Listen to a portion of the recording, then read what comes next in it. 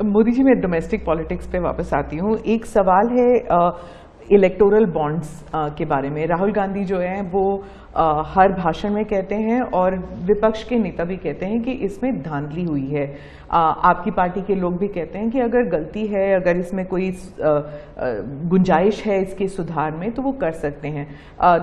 क्या ये गलत फैसला था इलेक्टोरल बॉन्ड्स का? पहली बात है कि हमारे देश में लंबे अरसे से चर्चा चली है कि चुनावों में काला धन एक बहुत बड़ा खतरनाक खेल हो रहा है। देश के चुनावों को काले धन से मुक्ति मिले, इसके लिए कुछ करना चाहिए। चर्चा लंबे समय से चल रही है।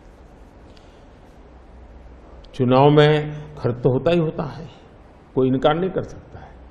मेरी पार्टी भी करती है, सब पार्टियां करती है, कैंडिडेट भी करते हैं, और पैसे लोगों से लेने पड़ते हैं, सब पार्टियां लेती हैं। मैं चाहता था कि हम कुछ कोशिश करें कि इस काले धन से हमारे चुनाव को कैसे मुक्ति मिले, ट्रांसपेरेंसी कैसे आए। एक प्रामाणिक पवित्र विचार मेरे मन में था, रास्ते खोज रहे थे। एक छोटा सा रास्ता मिला, वही पूर्ण है। वैसे हमने उस समय भी क्लेम नहीं किया था, पार्लियामेंट में डिबेट में सबने उसको सराहा भी था। आज जो लोग उलट पुलट बोल रहे हैं उन्होंने सराहा था, पार्लियामेंट डिबेट देख लीजिए। हमने कैसे कैसे काम किया, जैसे 1000 और 2000 के नोट खत्म कर दिए। चुनाव में वही बड़े बड़ी मात्रा में ट्रैवलिंग करते हैं, क्यों कि ये काला धन खत्म हो। हमने सुप्रीम कोर्ट ने कहा था कि 20,000 रुपये तक पॉलिटिकल पार्टियां कैश ले सकती हैं।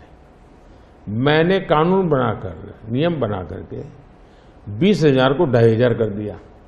क्यों? क्योंकि मैं नहीं चाहता था कि ये कैश वाला कारोबार चले। फिर मैंने कहा है कि इलेक्टोरल बॉन्ड, कि जो पार्टी अपना सीक्रेसी मेंटेन करना चाहती है। होता था क्या, जैसे हम पहले बीजेपी में चेक से पैसा लेंगे तय किया, तो सब व्यापारी लोग हमें आकर के कहे साहब हम चेक से दे ही नहीं सकते। हमने कहा क्यों नहीं दे सकते? बोले हम चेक से देंगे तो हमें लिखना पड़ेगा, हम लिखेंगे तो जो सरकार है वो देखेगी कि ये विपक्ष को इतना पैसा दिया, तो हमें तो वो परेशान करेंगे। तो बोले हम तो पैसे देने के लिए तैयार है लेकिन चेक से नहीं देंगे।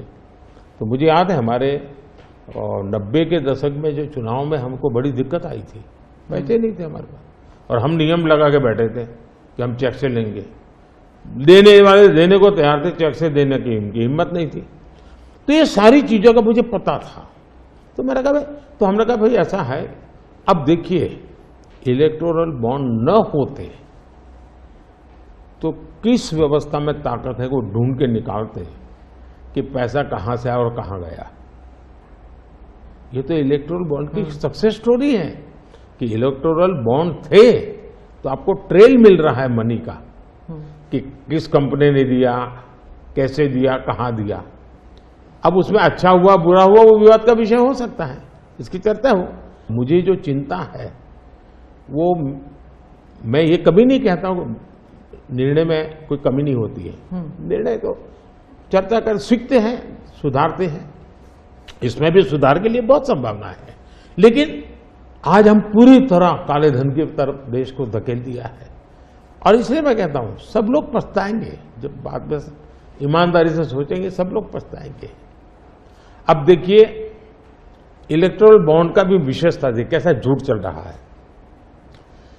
कुल देश में 3000 कंपनियों ने इलेक्टोरल बॉन्ड दिए हैं। उसमें 3000 में 26 कंपनियां ऐसी हैं जिन पर कार्रवाई हुई है। ये कहते हैं ना ईडी वीडी टिकना फला, 3000 डोनर है उसमें सिर्फ 26, और उनमें से 16 कंपनियां ऐसी थी छापा जब लगा उस समय बॉन्ड खरीदा। कोई जोड़ सकता है इसको, अगर बॉन्ड खरीदा, लोग ये जोड़ रहे हैं, उसकी विशेषता यह है कि ये जो 16 कंपनियों ने बॉन्ड खरीदा उसमें से 37 पैसा अमाउंट बीजेपी को डोनेशन में मिली। 63% बीजेपी के विरोधी पार्टियों को मिली। अगर पूरे जोड़े जाएं तो हाँ। मैं ये 16 कंपनी जिसका ईडी सीबीआई कोई न कोई उस समय एक्शन भी हुआ और बॉन्ड भी निकला, 37% अमाउंट बीजेपी ने, 63 ऑपोजिशन को। क्या ईडी रेड करे और ऑपोजिशन को डोनेशन देने का कार्यक्रम वर्क करे? क्या बीजेपी ऐसा करेगी? इसका मतलब कि 63% पैसा विपक्ष के पास जाए और आप आरोप हम पर लगाए, लेकिन उनको गोलमोल बोलना है और भाग जाना है। जी भारत।